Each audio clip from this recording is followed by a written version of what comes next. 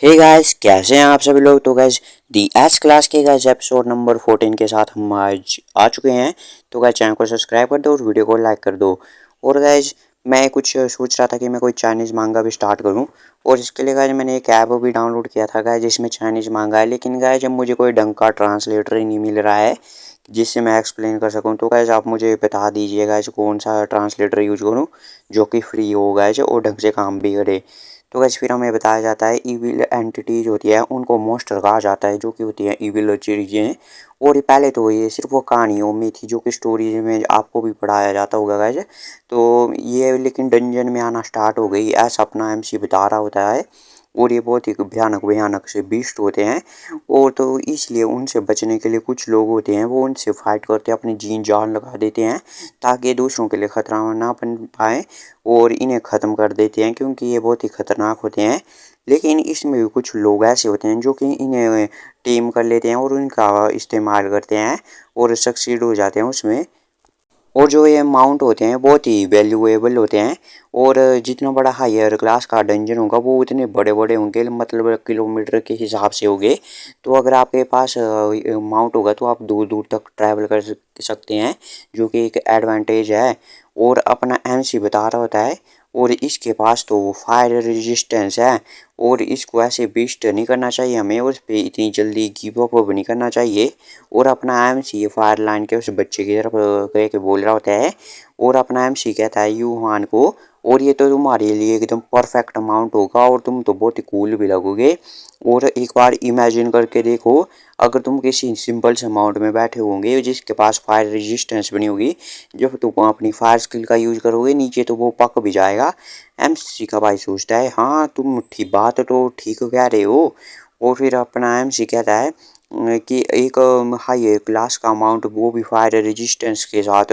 और जब तुम दोनों एक साथ मिल के लड़ोगे तो तुम्हारी पावर तो एकदम खतरनाक ही लेवल पे हो जाएगी। और एमसी नीचे सोच रहा होगा और मेरे को तो बहुत ही ज़्यादा पैसा मिल गया इसको टेम करने पे भी। और गैस ये तो मुझे पता नहीं कैसे मिलेगा, अपने भाई से लेगा क्या। और फिर हमें इसकी तरफ बताया जाता है और कहता है कि तो अपना एमसी का भाई तो तुम्हारा प्लान क्या है इसको टेम करने का, कैसे करोगे। और ये भी घूर के देख रहा होता है इनकी तरफ बहुत ही गुस्से में। तो अपना एमसी सीख लाता है और फिर आ जाता है अपने किचन वाले अवतार में।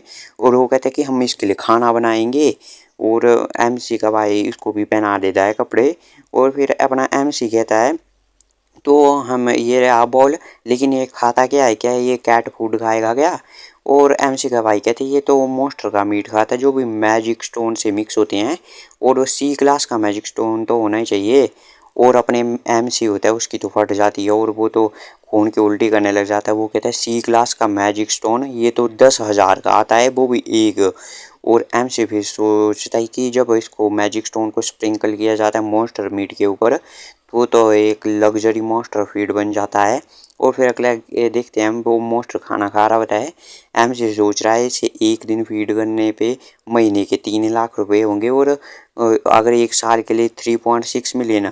अगर इसे 3 टाइम खाना दिया जाए, मतलब एक दिन में 3 बार, तो ये 10 मिलियन साल का खा जाएगा। और ये डॉलर में होगी शायद बात। और फिर एमसी कहता है लेकिन ये जब ये खाना खा रहा है तो बहुत ही क्यूट लग रहा है।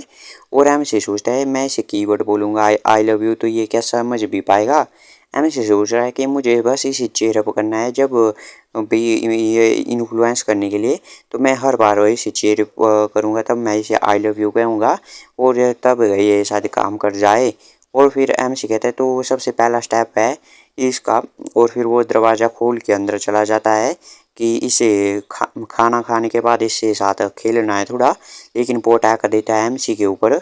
और फिर अगले सीन में हम देखते हैं कि अपनी जो एमसी होता है ना वो अपनी बेल्ट निकाल देता है जो कि बी क्लास की होती है।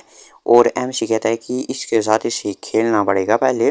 और फिर वो खेलने लग जाते हैं, मतलब ठग ऑफ वॉर नहीं होता है गाइज। और एमसी बताते हैं कि जो पार्ट टाइमर जो होते हैं मतलब टीमर, वो भी ऐसे खेलते हैं अपने पैट के साथ ठग ऑफ वॉर। और एमसी का भी इसके साथ खेल रहा होता है और अपनी एमसी की तो हालत ख़राब होती है। और तभी इसका भाई आ जाता है क्या तुम ठीक हो। एमसी कहता है नहीं नहीं मैं एकदम ठीक हूँ। और फिर एमसी जो कि होता है मास्टर स्टोन जिसे वो टीम कर सकते हैं उसको यूज करता है। और कहता है हे बच्चे इधर देखो, पहले तो वो गुस्सा करने लग जाता है और एमसी कहता है मैं तुम्हारा नया मास्टर हूँ, लेकिन फिर वो शांत हो जाता है और अपने एमसी की स्किल का इफेक्ट होता है जो कि परफेक्ट केयर गिवर होती है, जो कि बूस्ट कर देता है इस टोकन के इफेक्ट को, और एमसी भी खुश हो जाता है। और फिर एमसी का नोटिफिकेशन आती है कि जो टारगेट है आपको लाइक करता है, और फिर वो बहुत ही क्यूट सा फेस बनाता है, म्यू म्याऊ करता है। और एमसी भी कहते हैं कितना क्यूट है, और एमसी का भाई कहते हैं कितना कूल है, मैंने तो ऐसा पहले देखा ही नहीं है। और फिर एमसी कहता है उस मॉन्स्टर से आओ आओ क्यूटी भाई मेरे पास आ जाओ, मैं तुम्हें पकड़ सकता हूँ। और एमसी का भाई भी हाथ आगे कर रहा होता है, वो कहता है तुम्हें केयरफुल रहना चाहिए क्योंकि ये अभी एक मॉन्स्टर ही है। लेकिन जो कि मॉन्स्टर होता है वो अपने एमसी के भाई के हाथ पे काट देता है। और एमसी कहता है अरे बच्चे ये गंदी बात है, ऐसे लोगों को नहीं काटते। और वो गैज बहुत ही क्यूट सा भेष बनाता है जो कि मॉन्स्टर होता है, बोला क्यों क्यों। और एमसी भी इनका भाई चुप होता है और सोचता है मैं तो एस क्लास का हूँ तो इसका इफेक्ट कुछ नहीं होगा। एमसी का भाई फिर एमसी से कहता है ये ठीक हूँ मैं, और जब तक मैं खुश हूँ, जब तक ये तुम्हारी तरफ जो है आक्रामक नहीं है, मतलब वायलेंट नहीं है, और तुम इसे अच्छे से पाल सकते हो तुम, और ये माउंटेन बन सकता है तो क्या हुआ, तुम्हें प्रोटेक्ट को कर ही लेगा। तो एमसी कहता है ठीक है मैं इसे पाल लूँगा। और एमसी कहता है ये इस मॉन्स्टर को इन्फ्लुएंस करना अच्छा है, ब्रेन वॉश करना पीपल को, मतलब लोगों को ब्रेन वॉश करने से। और फिर एमसी अपनी रियल ड्रीम में चला जाता है हर बार, और कहता है अगर मैं एक सक्सेसफुल हो गया बहुत सारे बेबी मॉन्स्टर को ऐसे ही रेज करने में, तो मुझे तो बीस्ट टेमर का टाइटल दे दिया जाएगा, और फिर तो मैं एक ट्रेंडिंग सेलिब्रिटी बन जाऊंगा हर जगह। और मेरे पास बहुत सारे छोटे छोटे मॉन्स्टर हुआ करेंगे जो कि मेरी बातें माना करेंगे।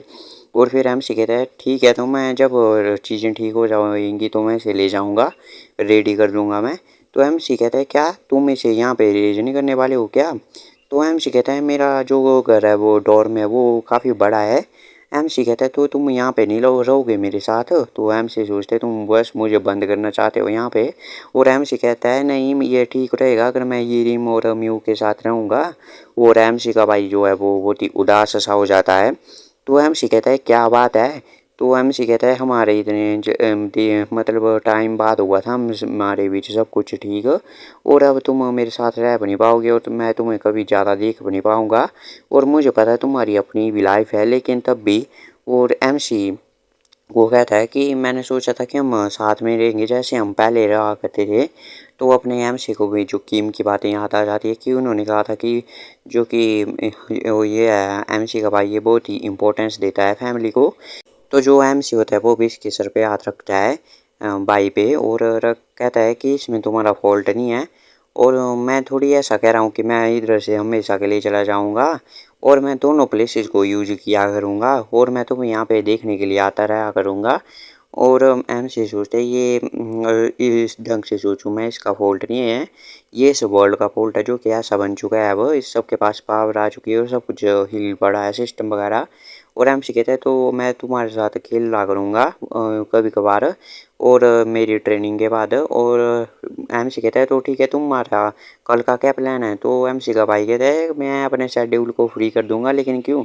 तो एमसी कहता है क्यों ना हम एक दो पैग लगाएं मेरे डंजन के प्रैक्टिकल के बाद, मतलब अपना एमसी कल डंजन में जाएगा। एमसी का भाई कहता है क्या पैग। और एमसी कहता है हाँ, और मैं हमने साथ में ड्रिंक नहीं किया है जब से तुम अडल्ट हो चुके हो।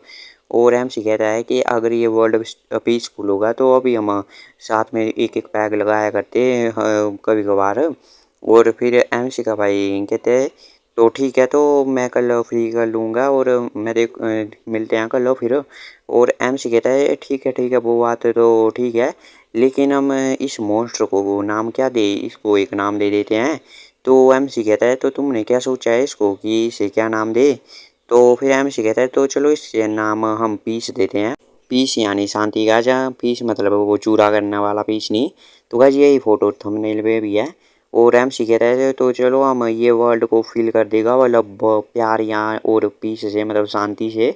और एमसी कहता है अब कुछ नहीं बचा है और इतने सालों के बाद हम मिले हैं तो हम भाइयों को साथ में रहना चाहिए। और फिर हम अगला दिन देखते हैं जो कि डंजन का होता है। एमसी तो इधर चौंका हुआ होता है और एमसी का भाई भी होता है वहाँ पे। तो ये रिम होती है जिसको गिल्ड मास्टर पसंद नहीं होता है, वो कहती है ये क्या हो रहा है और तुम क्या कर रहे हो इधर पे। और वो पूछती है कि ये गिल्ड मास्टर हमारे साथ डंजन में क्यों आने वाला है। तो एमसी का भाई ये आता है कि मैं तो बस तुम्हें देखने के लिए आ रहा हूँ कि तुम कैसा करोगे। और वो कहता है कि मैं बस और अपने भाई के लिए आया हूँ मैं इधर, ताकि मैं इसे टेक केयर कर सकूँ, ताकि ये कुछ मुसीबत में फंस जाए तो मैं इसको बचा सकूँ। एमसी सोचता है मेरा जो यंगर भाई है वो बहुत ही अजीब हो चुका है आजकल। और फिर गाइस ये एपिसोड यहीं पे ख़त्म होता है गाइस, मिलते हैं आपसे अगले एपिसोड में। तो गाइस आप मेरे को कुछ ट्रांसलेटर भी बता दीजिएगा गाइस जो कि काफ़ी अच्छा हो जिससे मैं ट्रांसलेट कर सकूँ चाइनीज मानुआ को, ये मांगा वगैरह को। क्योंकि गाइस इस कोरियन पे कभी भी कॉपीराइट स्ट्राइक आ सकती है गाइस, तो इसलिए गाइस। और गाइस मैं सेकंड चैनल को भी सब्सक्राइब कर लो गाइस।